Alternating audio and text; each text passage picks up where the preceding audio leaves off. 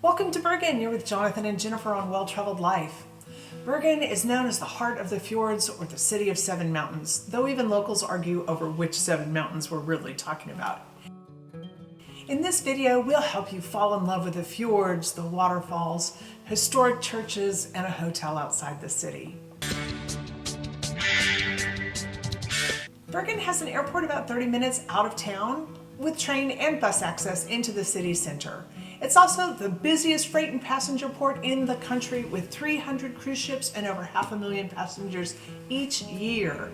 Bergen is the second largest city in Norway, but it doesn't feel like it. With a population under 300,000, it has a small town feel, and you can walk around from one end of the city to the other in about 15 minutes.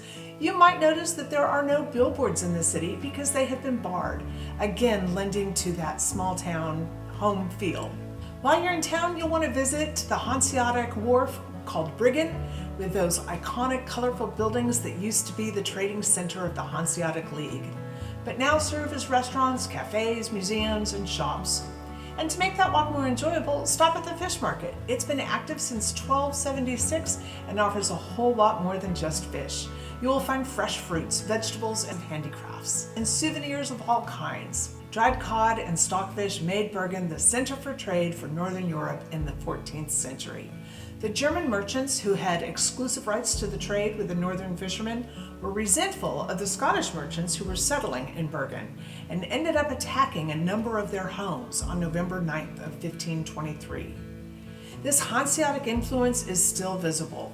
There is a Hanseatic museum in town, but also the native dialect, Bergensk, was originally the Low German of the merchants from the 14th to the 18th centuries.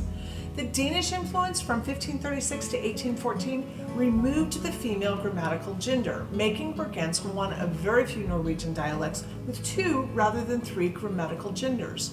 And during the 19th and 20th century, the dialect was further molded by improved literacy rates and to conform to the bokmål, or the standard Norwegian language, removing much of the German vocabulary and shifting pronunciation closer to East Norwegian.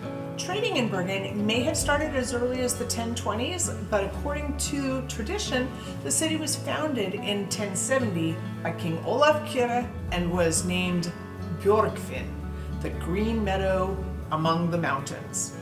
It served as Norway's capital in the 13th century, and from the end of the 13th century became a city of the Hanseatic League. Until 1789, Bergen enjoyed exclusive rights to mediate trade between northern Norway and abroad. That's the fish trade.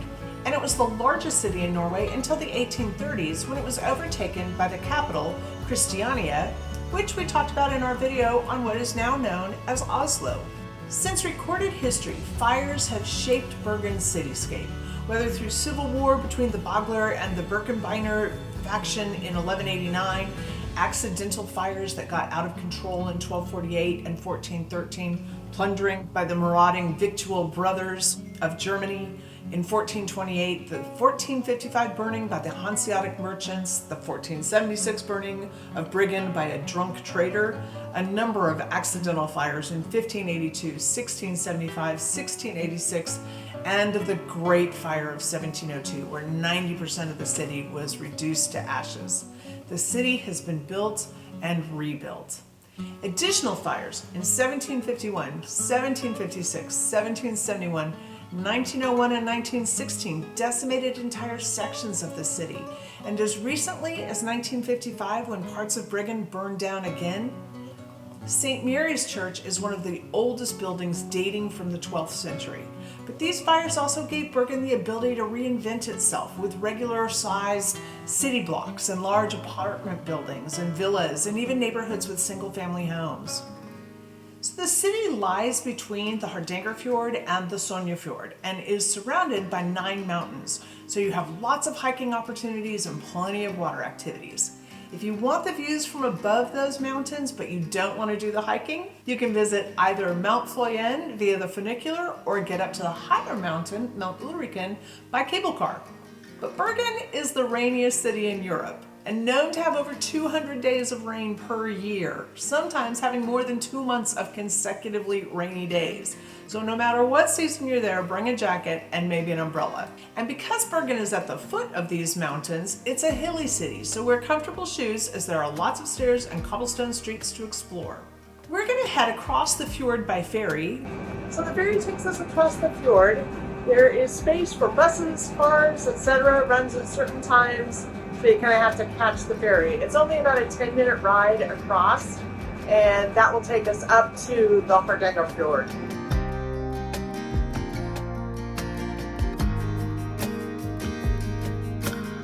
We'll visit Norheimsund, a small transport city with a really lovely esplanade, and the historic Dawn Hotel.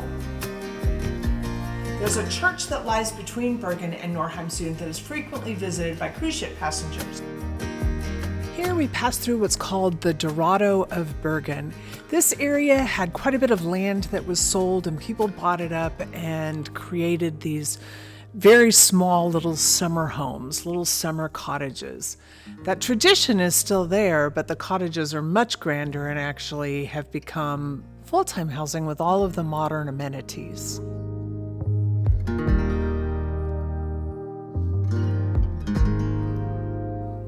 This drive will take you up over the mountains by waterfalls and rivers, past lakes, countryside, and into those staggering vistas.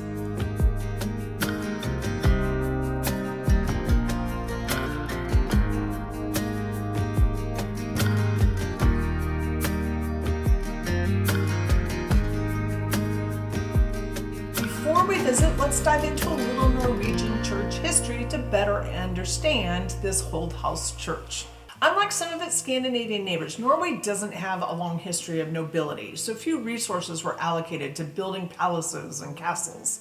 And therefore, the communities invested their joint resources in church building, making the church the most important heritage with regard to the development of art, architecture, and building technology. When you hear about Norwegian churches, you might think of stave churches. Stoff is an Old Norse word for post. So essentially, a stave church is defined by how it was built. With a bottom frame and posts at each corner, the church was built from the ground up. Christianity itself was established in Norway in 1000. The Church of Norway is the evangelical Lutheran denomination of Protestant Christianity, and it's by far the largest Christian church in the country, becoming the state church in 1120.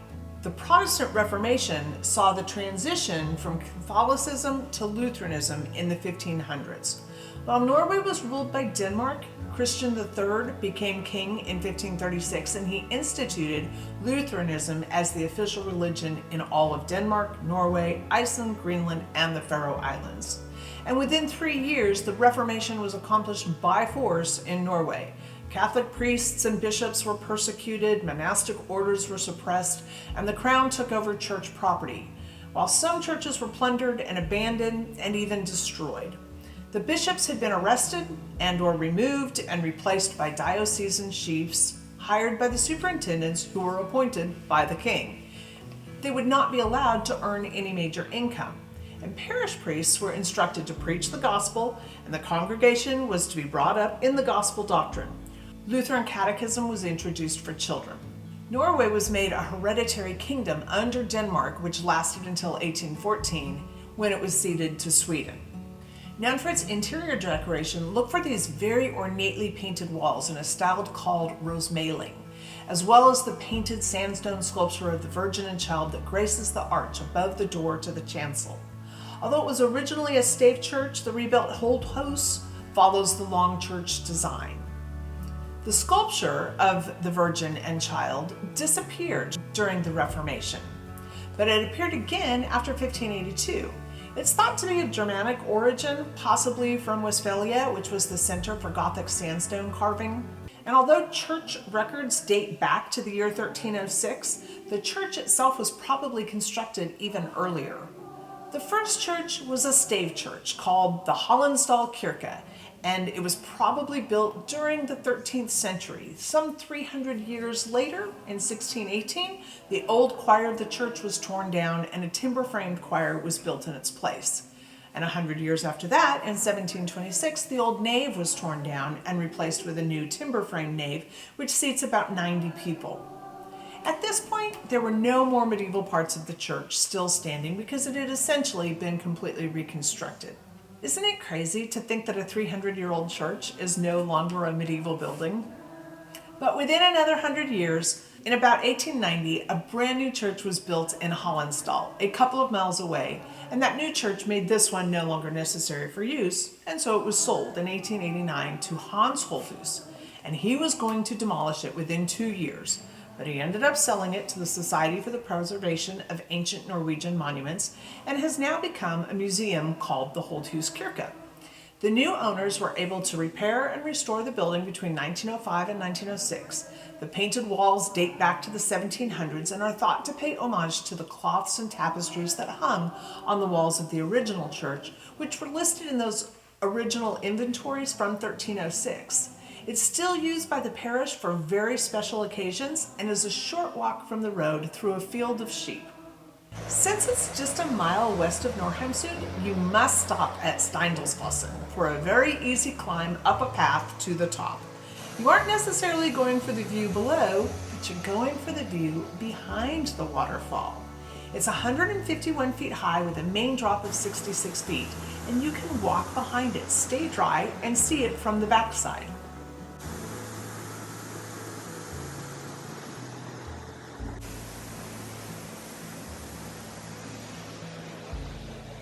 If you're looking for a tough hike, get a guide, head southeast, and climb to the Trolltunga, a 27-kilometer hike up a rocky precipice looking out over the lake. It will remind you a little bit of Preikestolen on the Lyse Fjord outside of Stavanger. This is the last in our series on Norway, but if this is your first video, please check out some of our favorites. You don't want to miss the picturesque village of Skjolden, the Flamsbane Railway from Flom to Myrdal, the glaciers above Eidfjord, the fjords outside of Stavanger, the hip city of Trondheim, the northernmost city of Honningsvåg, the beautiful city of Ålesund and the treacherous Trollstigen, the historic islands of Giske and Jodøy, charming Molde and the Atlantic Way, or the modern capital of Oslo. But if you've caught up on all of those, join us next week as we launch into our travels through Great Britain. We spent 2 months driving through England, Scotland, and Wales, and we can't wait to share the beauty and the best ofs that we found along the way.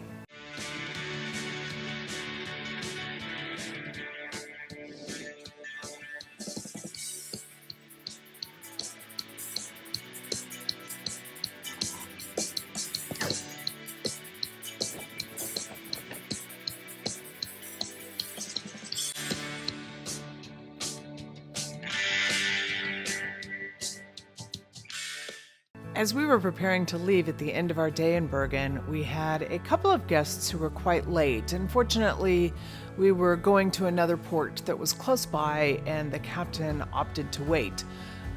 If you're going to show up late to a ship, I would say there's 2 ways to do it, and one would be in an ambulance and the other would be in a police car.